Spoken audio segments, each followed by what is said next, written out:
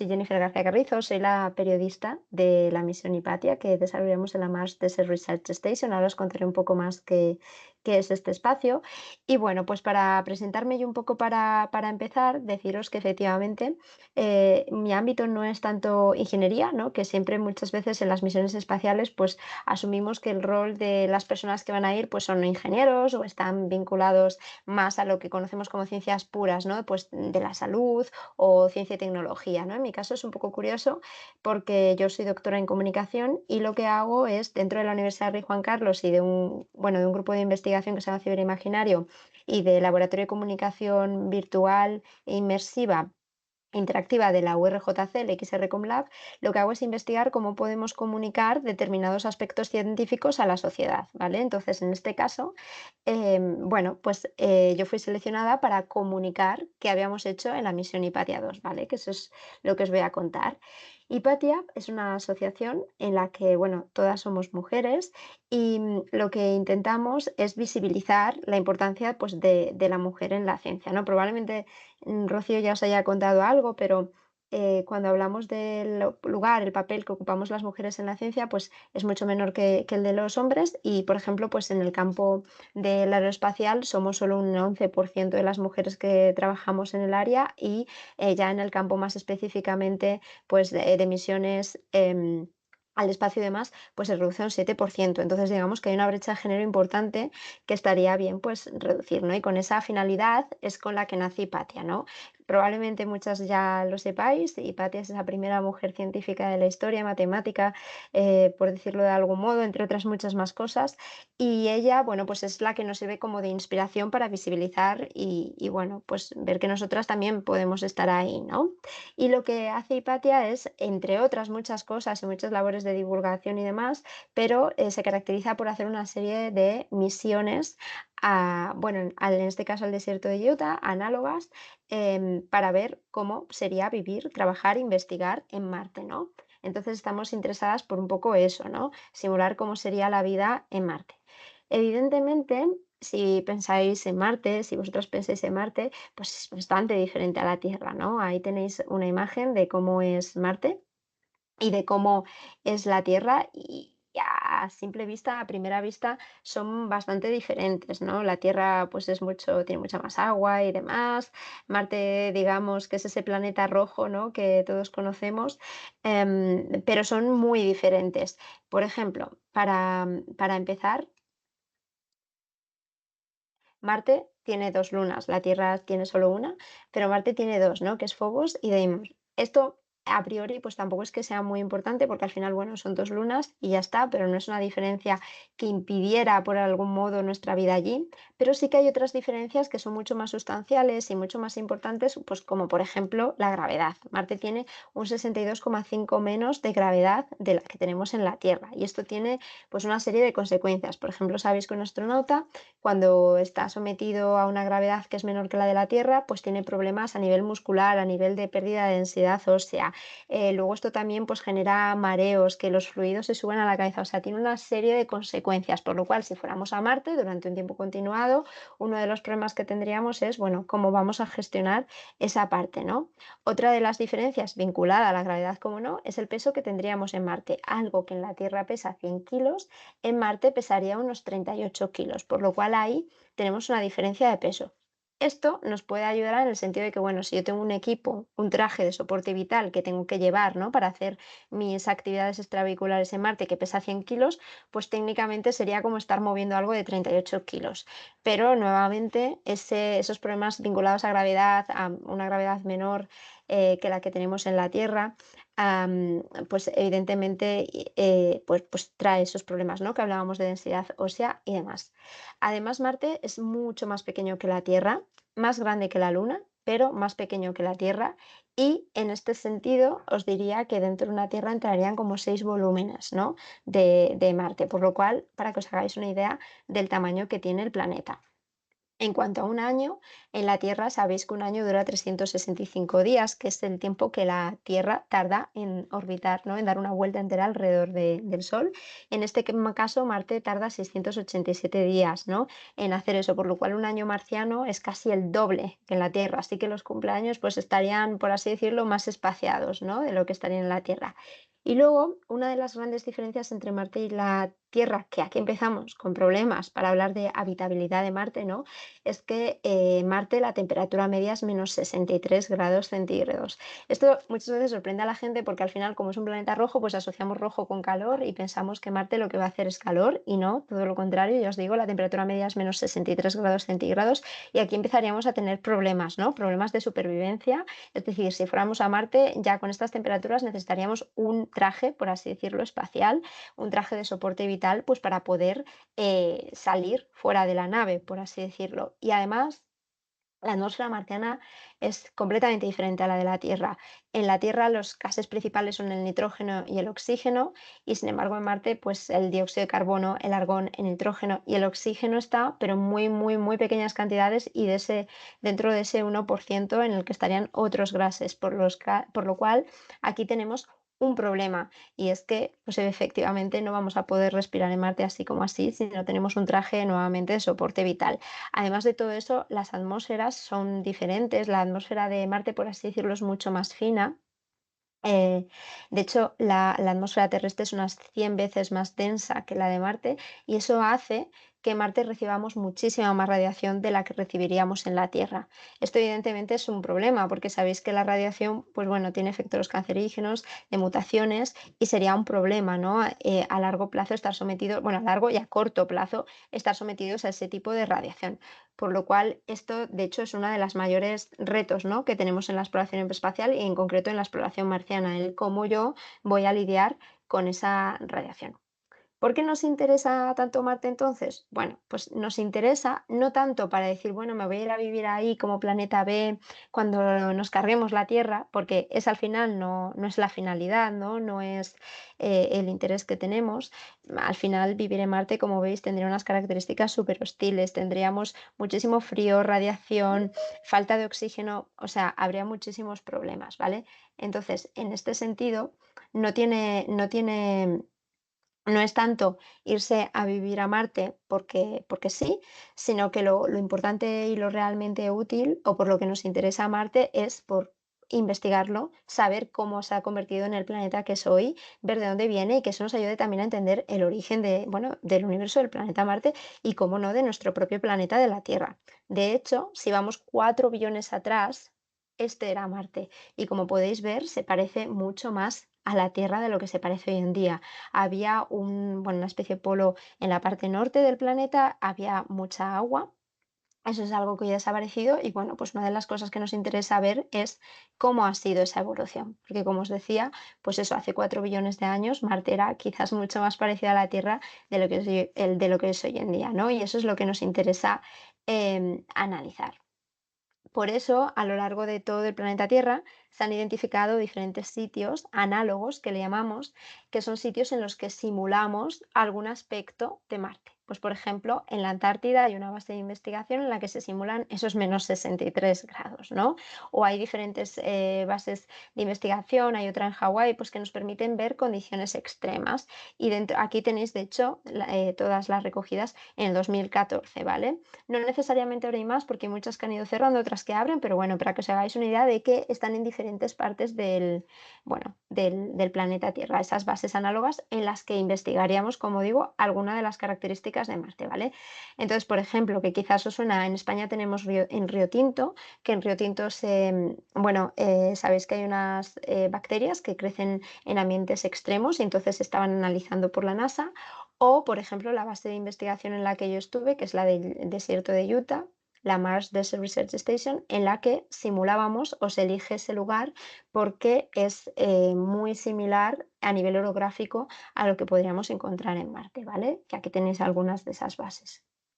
Como os decía, en nuestro caso nos fuimos a la Mars Desert Research Station, está en medio del desierto de Utah y el desierto de Utah, para que enfoquéis, está cerca de toda la parte del, bueno, lo que es el cañón de Colorado, ¿vale? No es exactamente esa zona, es un poco más al norte, pero estéticamente, y para que me entendáis, es similar, ¿vale? Y es, bueno, un poco lo que veis aquí. Entonces, esa base de investigación nos interesa que esté en ese espacio, en ese desierto, porque nos permite simular varios aspectos. Uno, lo que os decía de que a nivel orográfico, es decir, de la estética, montañas y demás, es similar a cómo sería Marte. Por otro lado, al ser un desierto, tiene baja probabilidad de precipitación, en torno a 0%, algo que también ocurriría en Marte. Tiene fuertes vientos, igual que Marte, y eso nos hace que, bueno, pues tengamos que ver o que podamos simular, ¿no? Cómo sería sobrevivir o trabajar con una tormenta de arena, por ejemplo. Y luego, aparte de eso, pues tiene grandes cambios de temperatura a lo largo de un día. Podemos estar a -10 grados por la mañana o incluso a -16 a las 6 de la mañana y terminar en +20 grados pues a las 2 de la tarde, ¿no? O +25. Entonces, esos cambios de temperatura nos permiten, bueno, simular, ¿no? También cómo serían esas fluctuaciones de temperatura en el planeta rojo. Entonces, la Mars Desert Research Station es este espacio que podéis ver aquí. Tiene un hub principal, que es este de aquí, el redondo, en el que pues hacemos vida y demás. Ahí es el espacio donde se duerme, se come, se cena, este tipo de cosas. Luego tenemos el Green Hub, que es una especie de invernadero pequeño, de pequeño invernadero, en el cual tenemos una serie de plantas que van las tripulaciones, las diferentes tripulaciones que vamos pasando, vamos pues plantando y vamos usando, ¿no? Al final, pues plantamos un tomate y aunque nosotros no lo comamos, pues al cabo de un mes la planta dará sus primeros tomates y las tripulaciones que estén dentro de un mes se lo podrán comer. Pensad que el Green Hub es el único acceso a comida verde, fresca, por así decirlo, que tenemos. Todo el resto de la comida que comemos es deshidratada. Luego también tenemos el Science Dome, que es esta cúpula de aquí, en la que se hacen experimentos científicos, la RAM, que es esta de aquí, que es en la que yo tengo al fondo, la que estoy simulando que tengo al fondo, que es donde se hacen, bueno, pues los experimentos científicos, perdón, aquí es donde se arreglan las cosas que se nos estropean en Marte. Pensad, si se me estropea algo no lo puedo pedir por Amazon, no puedo bajar a la ferretería de al lado de casa y comprarme un tornillo para arreglarlo, entonces tenemos que ser autosuficientes y ahí pues es donde están las herramientas. Y luego también tenemos un observatorio solar, ¿vale? Que funciona de día y nos permite observar el sol. No todos los observatorios son nocturnos para mirar el cielo nocturno, ¿no?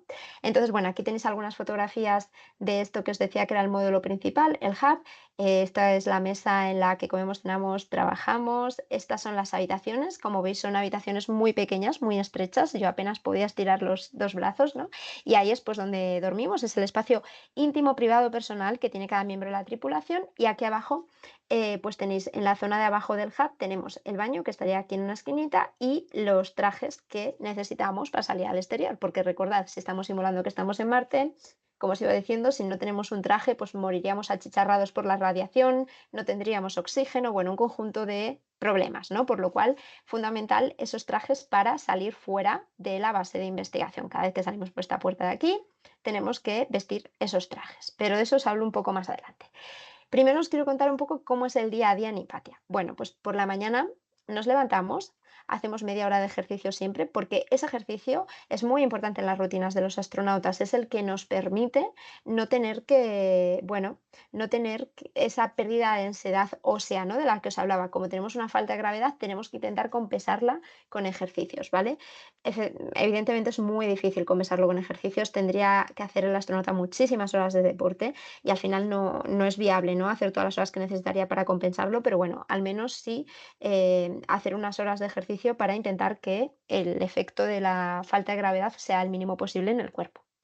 Y luego, después de esa rutina de ejercicios diaria, se desayuna y luego ya pues cada uno se pone a trabajar bien en los experimentos científicos que tenemos durante la misión o bien podemos hacer una salida extravehicular, una serie de actividades extravehiculares fuera de la base. Entonces, en función de lo que hagamos, ¿no? Luego se vuelve, se come y se siguen trabajando otras 4 horas y luego ya pues es la parte en la que cenamos, hacemos todos los días, tenemos solo 2 horas de conexión a internet por la tarde-noche son esas que estamos aquí en esta fotografía del medio, ¿no? Y a esas 2 horas se aprovechan para, por un lado, bueno, sí, pues conectarnos con el mundo real y mandar un saludo, pues, a nuestros seres queridos y demás, pero sobre todo son 2 horas que aprovechamos para trabajar, es decir, para enviar los reportes a control de misión, que es la Tierra, ¿vale? Las personas que se habrían quedado en la Tierra y decirles lo que hemos hecho ese día y pedir permiso para hacer una serie de acciones determinadas al día siguiente. Y después de eso, pues nada, ya cenamos y nos vamos a dormir, ¿no? Entonces, eso es más o menos cómo sería un día a día en Hipatia. Tiempo libre, pues como veis hay poco, al final para mí creo que se reduce a lo que es la parte bueno, de deporte, ¿no? Ese espacio que tenemos para el deporte y bueno, pues algunas veces, por ejemplo, nosotras era el cumpleaños de Elena, de una de las participantes de Hipatia 2, y bueno, pues lo celebramos, ¿no? Y quizás ese día fue un poco, tuvimos una comida un poco más distendida, pero por lo general el tiempo libre no hay demasiado, porque pensad que en estas misiones, pues igual que si estuviéramos en el espacio, cada minuto cuenta y está cronometrado, ¿no? Y tenemos que hacer un trabajo y desarrollarlo. Luego, otra cosa importante que tenemos son, bueno, los trajes espaciales, ¿no? Que son estos que tenéis aquí en pantalla. Estos trajes espaciales son los que nos ponemos para salir al exterior. Si no tuviéramos estos trajes, pues pensad que como estamos simulando que estamos en Marte, moriríamos nada más abrir la compuerta, ¿no? Entonces, estos trajes, bueno, pues son curiosos porque al final pesan unos 15 kilos y moverse con ellos, pues no es fácil. Al final simulan que son un traje espacial de verdad, ¿vale? Entonces, pues por ejemplo, limitan la movilidad. No puedes mirar de reojo hacia el lado, sino que tendrías que girar todo el cuerpo. No puedes levantar los brazos de cualquier manera, sino que tendrías que hacerlo como lo haría un astronauta real, ¿no? Entonces son interesantes, por eso que os digo, y también, bueno, creo que es una de la parte más interesante de la misión, ¿no? Que te hace realmente sentir que estás en Marte, pues porque al final tienes que llevar estos trajes. Y los trajes, como os decía, las llevamos cada vez que hacemos una actividad extravehicular, es decir, cada vez que salimos de ese vehículo, que es la nave, y que nos protege o la base de investigación en este caso, y que nos protege del mundo exterior, ¿no? Entonces, bueno, evidentemente, las salidas extravehiculares, pues algunas se hacen andando, otras usamos el rover, que es este que tenéis aquí a la izquierda. Y evidentemente ese rover, claro, nos permite llegar más lejos, ¿no? En la exploración, cuando hacemos una actividad extravehicular. Entonces, a veces, por eso hacemos uso de él.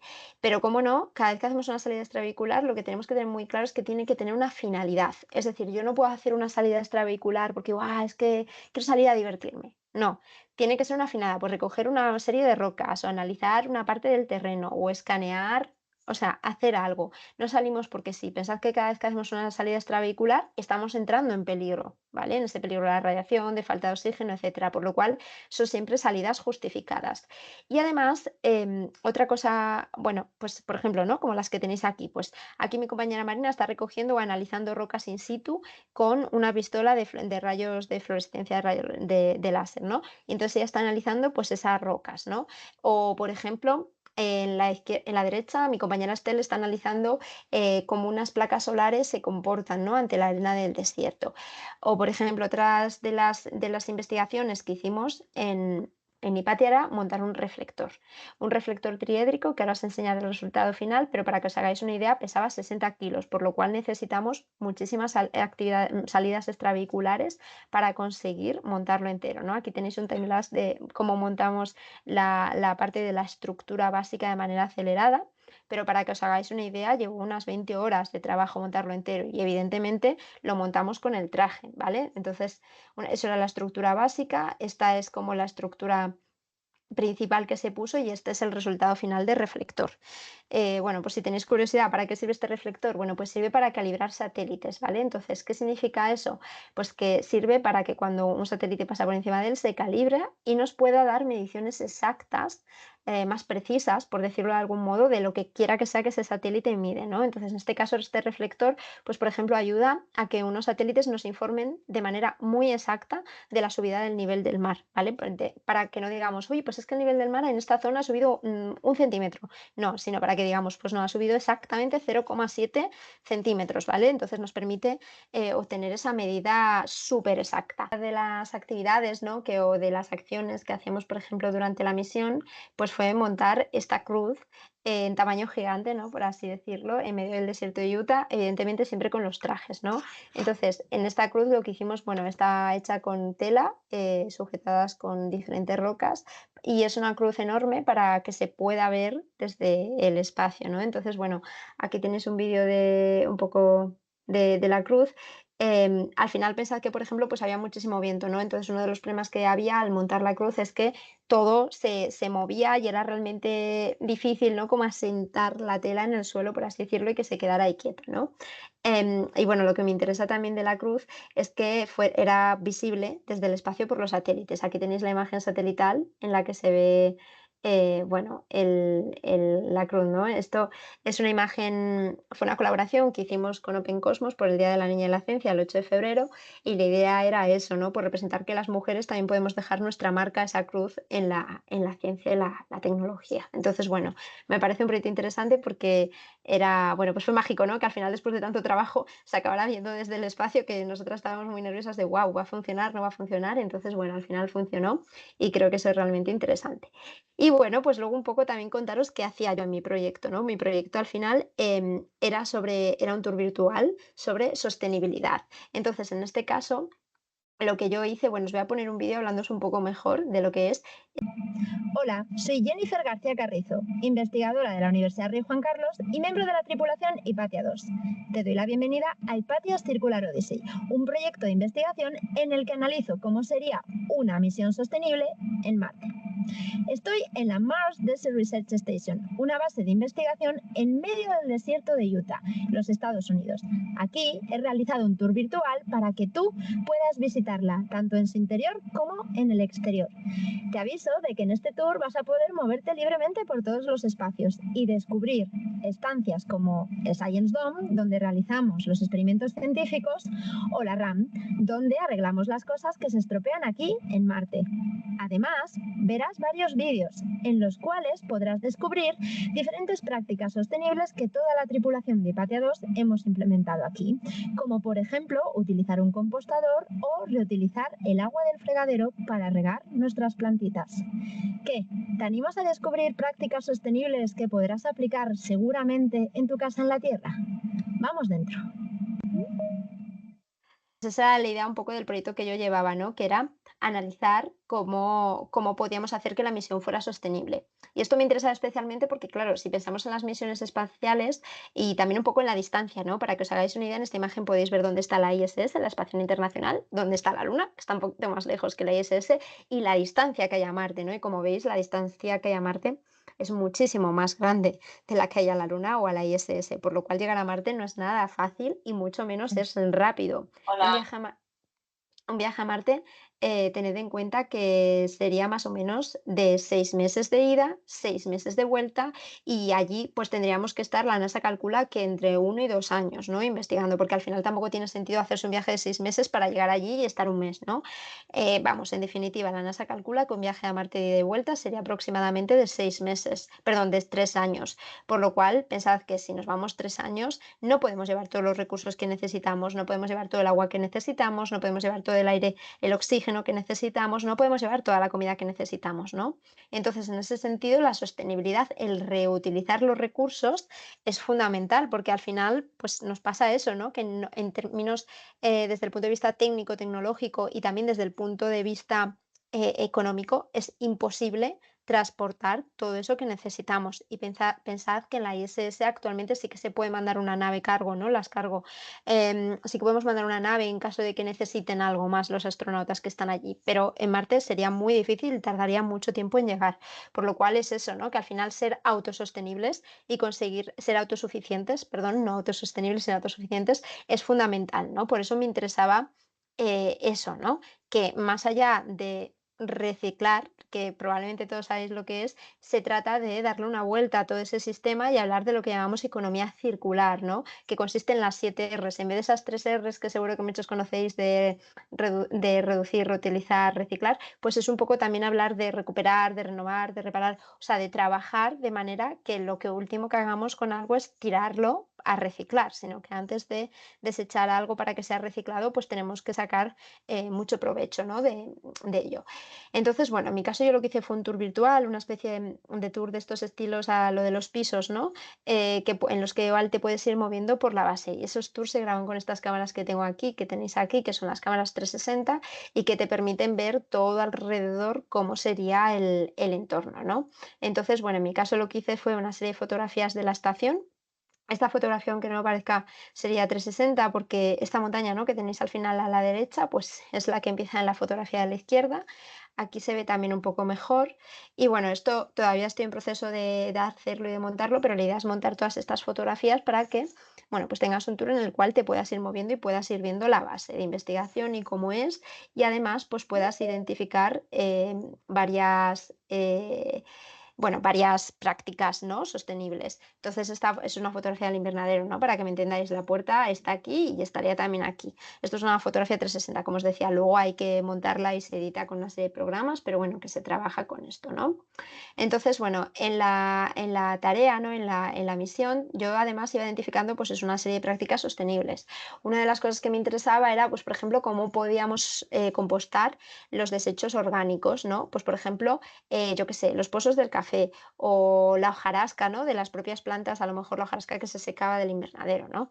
Y una manera de hacerlo, pues era este compostador, que es un compostador que no necesita luz, es un compostador que simplemente echas ahí la parte orgánica, echas un flis flis y simplemente bueno, pues a los 2 días ya te permite obtener este té de compost, que es con el cual le estoy diluyendo en agua y con el cual pues puedes ya regar las plantas, ¿vale? Entonces es como fertilizante y a partir de los 15 días, 3 semanas te permite obtener un abono natural. En mi caso, evidentemente no me daba tiempo, ¿no?, a sacar ese abono natural en los 15 días que duraba la misión, en las 2 semanas, pero sí que podía, obtener, pues, este té de compost que me permitía fertilizar las plantas, ¿no?, y trabajar con ello, y era una manera de no tirar los residuos, orgánicos, que son muy valiosos, y especialmente, pues eso, en misiones de este tipo, ¿no?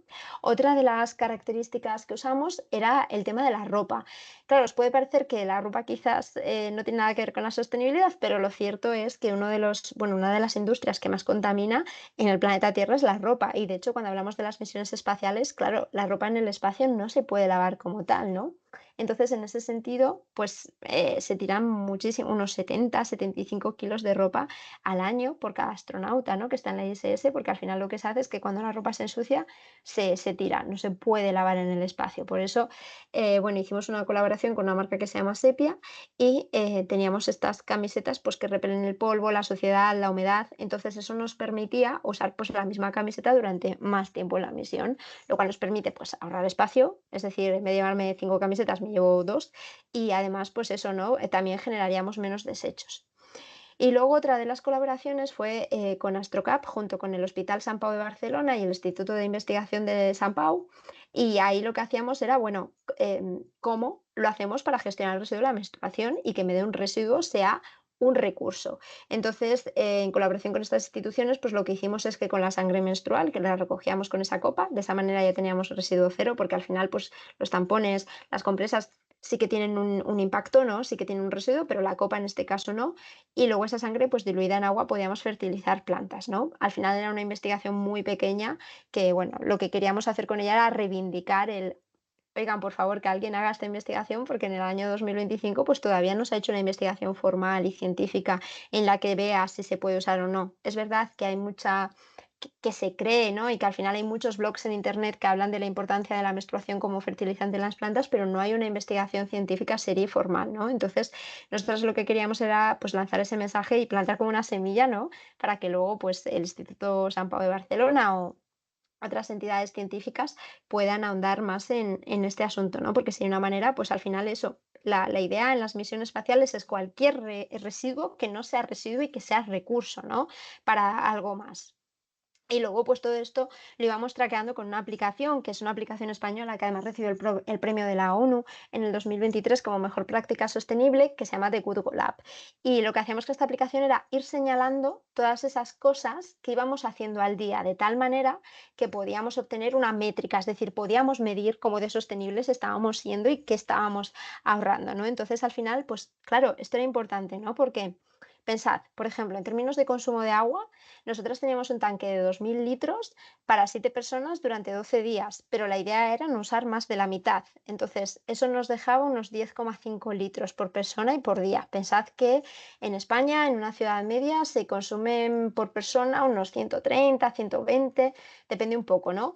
Pero son muchísimos litros en comparación con 10,5 y los teníamos que usar tanto para hidratarnos como para limpiar la estación, como para asearnos, que al final esto, bueno, se convertía en que nos dimos 3 duchas en toda la misión, una cada 3 días, porque las duchas son una fuente de gasto de agua muy importante. Entonces, pues nos teníamos que duchar muy rápido, además, para intentar, pues eso, normalmente en una ducha consumimos unos 100, 120 litros y nosotras nos duchábamos con unos 5 o 6 litros de agua, ¿vale? Al final, ¿cómo? Pues abriendo el grifo lo mínimo, mojándonos lo mínimo y cerrándolo lo antes posible, ¿no? Y aparte de eso, teníamos que usar también el agua para hidratar la comida, porque nosotros comíamos comida deshidratada. Entonces era comida a la que tú le tenías que echar agua. Por lo cual, el consumo de agua al final subía más, ¿no? ¿Por qué teníamos que comer deshidratada o por qué teníamos la comida deshidratada? Bueno, dos factores. Uno, pesa menos, por lo cual nos cuesta menos llevarla al espacio.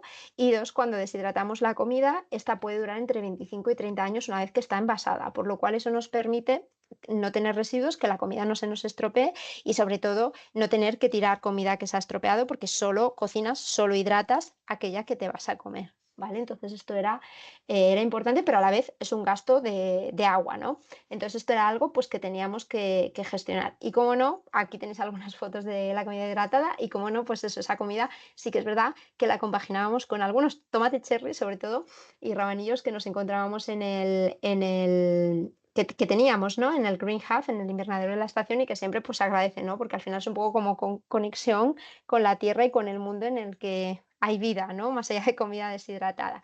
Entonces, bueno, todo esto nos llevó, y midiéndolo con esa aplicación, pues a tener una serie de datos, ¿no? Una serie de ahorros. Pues, por ejemplo, en los 12 días que duró la misión ahorramos 610 kilos de CO2, que eso es como las emisiones de un coche promedio andando, funcionando 3.600 kilómetros. Ahorramos 10.500 litros de agua, que son más de 100 duchas de 7 minutos. 78 kilos de residuos que ahorramos, ¿no? Que son unas 3.600 botellas de plástico de estas de medio litro. Y además, pues temas como, por ejemplo, utilizar paneles solares, pues nos hicieron ahorrar unos 832 kilovatios hora de energía, que es la energía suficiente para alimentar una casa durante 3 meses. Entonces sí que es verdad. Claro, nosotros al final, pues estas son las acciones, ¿no? Sostenibles que íbamos marcando. Hicimos unas 1.500 acciones sostenibles, algunas pues quizás un poco más complejas de que vosotros hagáis en vuestra casa, como yo qué sé, pues lo de la parte de utilizar energía solar, ¿no? Pues al final si no tienes una placa solar es complejo, ¿no? Pero hay otras que eran muy sencillas, como por ejemplo apagar las luces al salir, cerrar el grifo mientras me lavo los dientes, utilizar un compostador, duchas cortas, reutilizar el agua, fregar con poca agua. Entonces, todo ese tipo de cosas, pues eso, a veces eran acciones muy sencillas, pero que nos permitían dar un gran ahorro, ¿no? Entonces, la finalidad también es concienciar de eso, que a veces con acciones muy tontas, que no cuestan nada, pues puedes ahorrar muchísimos recursos, ¿no? Entonces, bueno, con todo esto lo que os decía, la idea es montar un tour virtual que te puedas ir moviendo por él y puedas ir viendo toda la estación y te vayan hablando diferentes participantes de Hipatia 2 de cómo hicimos que nuestra misión fuera más sostenible y lo tendréis pues aquí ahí tenéis el enlace y el código BIDI que si queréis podéis escanear y bueno, pues eso, la idea es que esté a finales de este año, ¿vale? O sea, todavía estoy trabajando en la fase de postproducción y de montaje de todas las imágenes, pero la idea es que a partir de entonces pues lo podáis ver y bueno, pues podáis ver desde vuestro sofá, como digo yo, un poco cómo es la estación, ¿no? Tened en cuenta que estos espacios no se pueden visitar, son espacios por y para la investigación y entonces no, bueno, pues ya que no se pueden ver, ¿no? Que tú como persona no puedes ir un día ahí de visita turística, pues creo que este tipo bueno, de iniciativas pues permite acercar un poco lo que se hace en ellos a vosotras, ¿no? En este caso. Y nada, pues eso es todo por mi parte. Ahí tienes mis redes sociales por si os interesa pues seguirme a mí o seguir a Hipatia y ver un poco lo que hacemos.